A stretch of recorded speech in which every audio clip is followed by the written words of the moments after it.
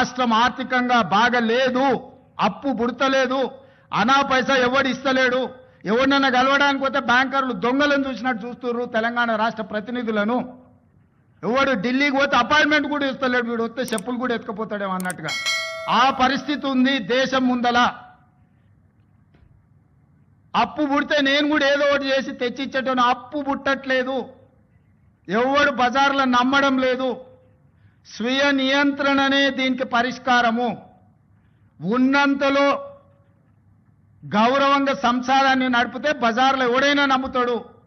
వీధికెక్కి రచ్చ చేసుకుంటే కుటుంబం పరువు బజార్లో పడేసుకుంటే ఎట్లుంటుందో, ఉద్యోగ సంఘ నాయకులారా, రాష్ట్ర ప్రభుత్వం అనేది మన కుటుంబము. ఈ పరువును బజార్లో మీరు పడేస్తాము అనంటే కుటుంబ పెద్దగా వద్దు అని నేను విజ్ఞప్తి చేస్తున్నా. దయచేసి విషయాన్ని అర్థం చేసుకోండి. లెక్కలు కావాలంటే మా ఆర్థిక మంత్రికి చెప్తా, లేకపోతే మా చీఫ్ సెక్రటరీకి చెప్తా, వచ్చి కూర్చోండి, అనా పైసతో సహా మీరే లెక్క కట్టండి. నేను చెప్తున్న దానికంటే ₹1 ఆదాయం ఎక్కువన్నా మీకే పంచిపెడతా. మొత్తం దివాలా తీసింది. 11% మితికి తెస్తాడే, 3-4%కి రావాల్సిన వాడు ఎవడన్నా ₹10 మితికి డైలీ ఫైనాన్స్ తెచ్చుకునేటోడు ఉంటాడు చూడు బజార్లో, అంతకంటే ఎక్కువ అధ్వానంగా అప్పులు తెచ్చిపెట్టిండు ఆయన. హ్యాపీగా పోయి ఫామ్ హౌస్లో దుప్పటి కప్పుకొని పండుకు సావునరా మీ సావు అని. 3 నెలలకు ఒకసారి బయటకు వస్తాడు, తిడతాడు, పోతాడు, అది ఫెయిలు, ఇది ఫెయిలు, ఇది ఫెయిలు, అది ఫెయిల్ అని. ఆయనకేముంది, ఆనందంగా ఉంది. ఆ చెప్పేటప్పుడు ఫేస్లో ఎంత ఆనందంగా అనిపిస్తుంది అంటే, రైతు బంధు ఫెయిల్ అనగానే ఆయన ఫేస్లో ఇట్లా బల్బు 1000 వోల్టుల బల్బు వెలిగినట్టుంది. ఎవడైనా బాధపడతాడా? అరే ఏదన్నా తప్పు జరిగింది, ఎవరికైనా రాలేదంటే బాధతో చెప్తాం మనం. ఫీజు రియంబర్స్మెంట్ చేయలేదంటే అయ్యో పాపం పిల్లలు ఫీజులు కట్టకపోతే ఎట్లా, వాళ్ళు చదివి ఎట్లా అని ఒక బాధ ఉంటుంది. జీత భత్యాలు రిటైర్డ్ ఉద్యోగస్తులకు బెనిఫిట్స్ ఇవ్వలేదంటే ఒక కన్సర్న్ ఉంటుంది. అరే నీ అమ్మ ఏందా ఇట్లా అయిపోయిందని. వారి ఫెయిల్ చూడండి, ఫెయిల్ చెప్పేటప్పుడు ఇది ఫెయిల్, ప్రతి ఫెయిల్ వెనకాల ఒక 1000 వోల్టుల బల్బు వెలిగినట్టు వెలుగుతుంది ఆయన ఫేసు. ఏం పైశాచిక ఆనందము! ఈ విధ్వంసం మీరు చేసిందే కదా, ఈ ఆర్థిక విధ్వంసము. 3 లక్షల కోట్ల బడ్జెట్ పెట్టండి, మరి నువ్వెట్లా ఇవన్నీ హామీలు ఇచ్చినావు అని ఒక ఆయన అడిగాడు. 3 లక్షల కోట్ల అప్పు ఉంది, ప్రతి సంవత్సరం 3 లక్షల కోట్ల ఆదాయం ఉందని బడ్జెట్ పెట్టాడు.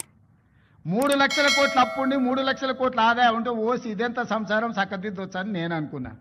తీరా చూస్తే 3 లక్షల కోట్ల ఆదాయం లేదు, ఆదాయం 2 లక్షల కోట్లు ఉంది, అప్పేమో 8 లక్షల కోట్లు ఉంది. అన్ని జోకులు వేస్తాడు.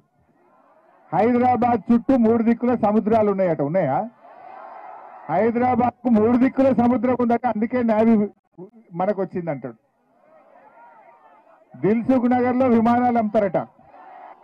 మీరు ఎవరు కొనుక్కున్నారా విమానాలు దిల్సుఖ్ నగర్ లో? దిల్సుఖ్ నగర్ లో విమానాలు అమ్ముతారంటాడు. పాపం రాజీవ్ గాంధీ కంప్యూటర్ కనిపెట్టిండట. అసలు కంప్యూటర్ కనిపెట్టినోడు ఏం కావాలిగా? సో ఈ రకంగా ఎవరన్నా మన ముఖ్యమంత్రి మాటలు టీవీలో ఎగ్జామ్ గిట్ట రాసేది, ఆయన ఆగమైపోతారు.